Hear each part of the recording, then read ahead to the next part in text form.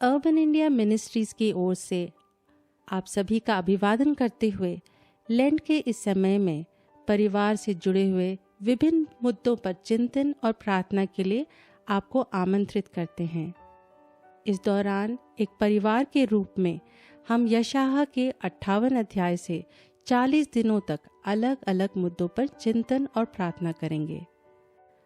परमेश्वर की महिमा के लिए, उनके कार्यों को उनके इच्छा के अनुसार करने के लिए हम एक विनम्र हृदय से, पश्चाताप की भावना से खुद को अर्पित करते हैं। यह श्रृंखला अर्बन इंडिया मिनिस्ट्रीज के डॉक्टर पीसी मैथ्यू द्वारा लिखे गए हैं। सर्वशक्तिमान ईश्वर हमारे अध्ययन को आशीषित करें। दिन 21, भूख से पीड़ित लोगों के लिए पारिवारिक रूप से प्रार्थना करना।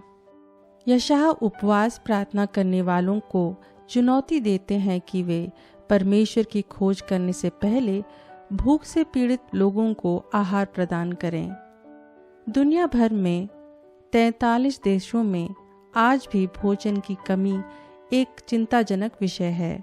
ध्यान देने की बात यह है कि कई धनवान और शक्तिशाली देश उन देशों के काफ़ी नज़दीक हैं जो गरीबी से ग्रस्त हैं, जहां बच्चे और वयस्क दोनों ही तंगहाल हैं।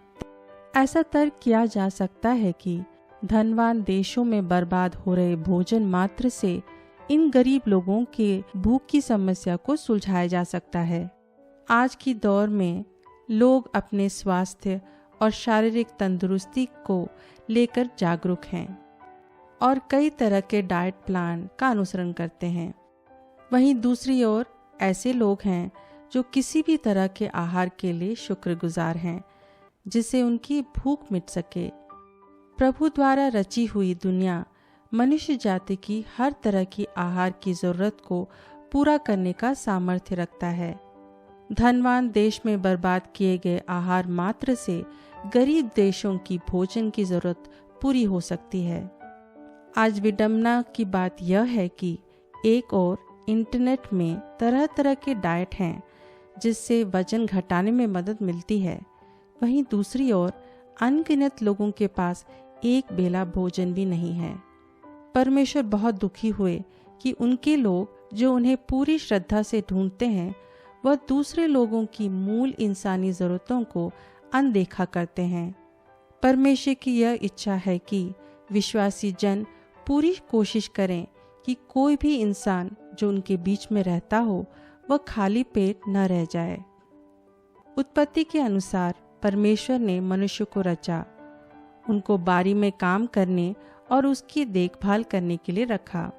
बारी में काम करके वे अपने आप को तंदुरुस्त रखते, पर भोजन उन्हें परमेश्वर द्वारा सृष्ट की गई पौधों से प्राप्त होती थी। पाप के उपरांत उन्हें कड़ी मेहनत करने पर ही भोजन मिल सकता था, क्योंकि अब भूमि श्रापित हो गई थी और जीविका के लिए लायक उपज उत्पन्न नहीं कर रही थी। यानी अब मनुष्य को अपने भोजन के लिए कठिन परिश्रम करना पड़ेगा। यह बात आज भी लागू होती है, लेकिन अफ्रीका, सहारा के दक्षिण और कुछ दक्षिण एशिया के क्षेत्र कड़ी मेहनत के बावजूद भी भूखमरी और सूखा से जूझ रहे हैं। ऐसे परिस्थिति में उनको हमारी साझेदारी और प्रार्थना दोनों की ज़रूरत है। मत्ती 25:35 में यीशु ने कहा, मैं भूखा था और तूने मुझे खाने के लिए दिया, मैं प्यासा था और तूने मुझे पीने के लिए दिया। यीशु ने स्वयं की पहचान भूख से पीड़ित लोगों से की और उन्होंने ऐसे लोगों के प्रति हमारी साझेदारी और रवैये के महत्व के बारे में मानव जाति के अंतिम न्याय के संदर्भ में किया। इस तरह यीशु चाहते हैं कि उनकी कलीसिया भूख जैसे इंसानी ज़रूरत को समझें और उसकी ओर सही प्रतिक्रिया अपनाएं। एक तरफ इन देशों के लिए प्रार्थना करने की ज़रूरत है, पर उसके साथ हमें अपने आसपास हमारे पड़ोसी या प्रियजन जिनके घर में आर्थिक परिस्थितियों के कारण आहार की कमी हो, उन लोगों की तरफ भी संवेदनशील होने की ज़रूरत है। इस संदर्भ में कुछ दशक पहले मैं एक निजी घटना का वर्णन करना चाहता हूँ। जब मैं एक भारतीय सेमिनरी में पढ़ रहा था, मेरे एक पड़ोसी सेमिनरी छात्र को अपने घर में कई सदस्यों का और उसके साथ अपने माता पिता का पालन पोषण करने की जिम्मेदारी थी। स्थिति जानकर मैंने अपने दोस्तों से कुछ राशि इकट्ठा करके उसे अगले दिन देने की सोची, पर पवित्र आत्मा ने उसी रात मुझे देने के लिए प्रेरित किया। बहुत झिझक के साथ मैं उसके घर गया और रात में उनके घर आने पर उन्हें हुई किसी भी किस्म की परेशानी पर खेद जताया और फिर पैसे दे दिए। आश्चर्यचकित भाव से वो मेरी ओर ऐसे देख रहा था मानो किसी दूत को देख रहा हो। उसने मुझे बताया कि उसके सारे पैसे खत्म हो गए थे और अगले भोजन के लिए कुछ नहीं था। वे मुट्ठी भर चावल को पका रहे थे, जिसका पानी बच्चे पीते और चावल बुजुर्ग खाते। मेरे पड़ोस में रहने वाले छात्र की इस परिस्थिति की मुझे कोई जानकारी नहीं थी, जबकि वो हमारे कितने करीब रहता था। अगर हम पवित्र आत्मा की आवाज़ के प्रति संवेदनशील हो रहेंगे तो भूख से पीड़ित लोगों के लिए आशीष का कारण बन सकेंगे। परमेश्वर ऐसे लोगों की सुधि लेता है और वह हमें अपनी कृपा का जरिया बनाना चाहता है। आइए हम प्रार्थना करें।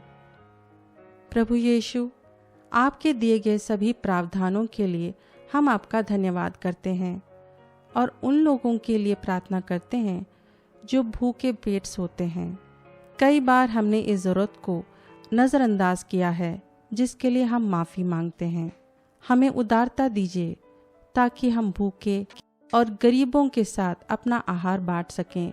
हम उन सेवकों और सेवकाई के लिए भी प्रार्थना करते हैं जो ऐसे लोगों के बीच काम कर रही हैं। हमें उन लोगों के प्रति संवेदनशील बनाएं जो अपने भोजन के लिए काम नहीं कर पा रहे हैं। गरीबी से ग्रस्त लोगों पर दया करें और अपने बहुतायत से उनकी ज़रूरतों को पूरा करें।